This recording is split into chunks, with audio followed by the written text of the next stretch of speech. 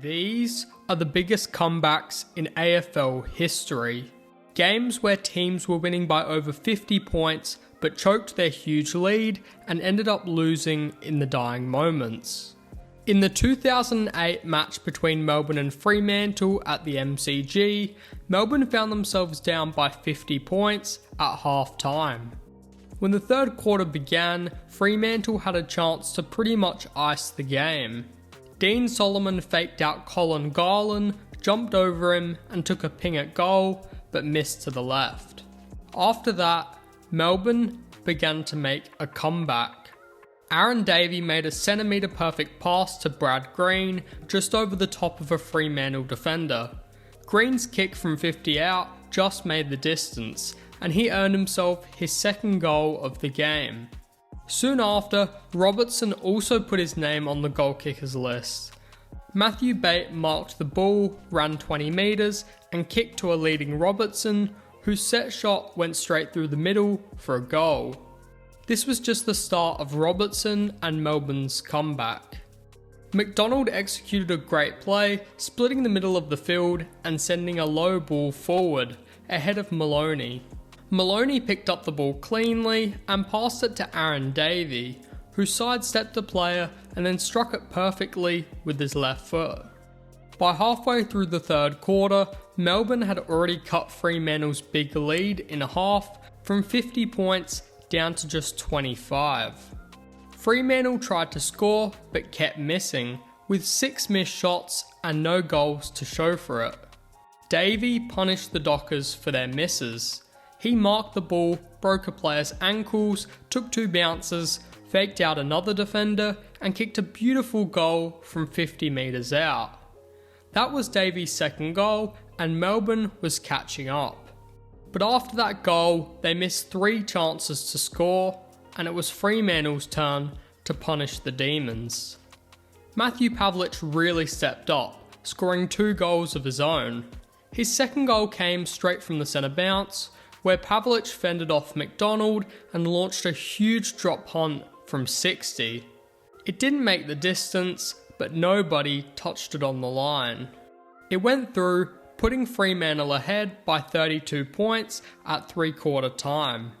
The fourth quarter started with a throw-in in Melbourne's forward 50 after Cameron Bruce sprayed his set shot.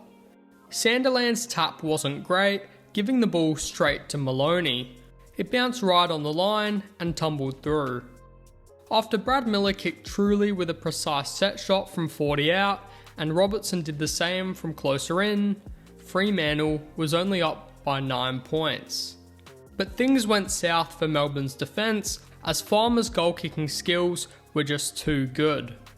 Robertson scored again from a set shot, but Pavlich quickly responded by taking an incredible mark and nailing the easy straight in front goal, putting Fremantle ahead by 15 points.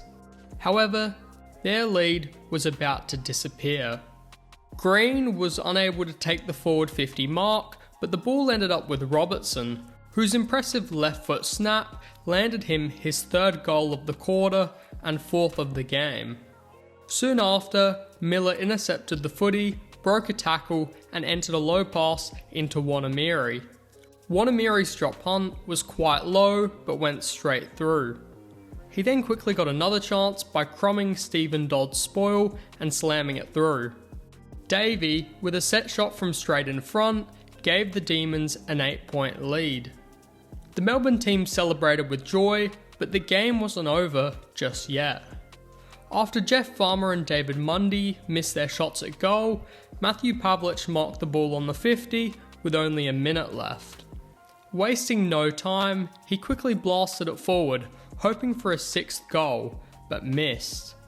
When Farmer missed a soccer out of midair with just 5 seconds left, the game was basically over. Fremantle had just choked a huge lead of 50 points at half time to the Melbourne Demons, who ended up bottom of the ladder by the end of the season. What an upset. In the 2013 game at the Gabba between Brisbane and Geelong, Brisbane was way behind, trailing by 52 points with only 5 minutes left in the third quarter. It looked like they had no chance, but things quickly changed. Joel Patfull grabbed a mark that some thought shouldn't have counted, but it did, and he scored a goal for Brisbane, their first since the second quarter. Right after, Daniel Rich got the ball from the middle and sent a long kick into Jonathan Brown, whose marking ability was too strong. Brown nailed his first of the game with ease. By the end of the third quarter, Brisbane had cut Geelong's lead down to 38 points. Geelong's Stephen Motlop and Steve Johnson both missed chances to score early in the fourth quarter and pretty much win the game. Then, something big happened. Steve Johnson's shank pass to a teammate hit the umpire, and instead of stopping the game, play continued. Brisbane took advantage of this, with Dane Zorko taking a successful ping at goal from 50 metres out. This play turned out to be far more important for the game's outcome than you'd expect. A minute later, Josh Hunt took a kick out of defence, aiming for Joel Selwood, but Brent Maloney plucked it with one hand instead. Maloney then kicked the footy 60 metres, clearing the goal line for his second of the match. Not long after, the Cats needed to catch up because Brisbane was closing in on their lead. Jesse Stringer kicked the ball to the goal square in search of Tom Hawkins. Daniel Merritt defended well, but Stevie J got lucky with the bounce and scored easily with a simple running goal. With only 10 minutes left, the team faced a huge task. They needed to score 4 goals and not let Geelong score. The action kicked off with a centre bounce where Leuenberger skillfully tapped the ball perfectly out in front of Maloney. Maloney dodged Joel Corey and took a long stab at goal from 55 metres out. The ball flew too high for Harry Taylor to get a hand to. 2 behinds from the Lions made it a 2-goal difference. Mitch Golby was up next. Ash McGrath's handball put Golby in a difficult position, but he still managed a quick low left foot snap and squeezed it in. With 2 minutes left and the Lions a goal behind, Rich quickly turned around, winded up his left foot and sent it to the top of the goal square. Unsurprisingly, his kick was powerful enough to clear the goal line, tying scores. That's when Geelong won the centre clearance and Corey's mongrel kick ended up with Tom Hawkins. With only a minute left, Hawkins tried to score, but he completely sprayed his kick to the right, almost out on the full, but he scraped it through for a minor score.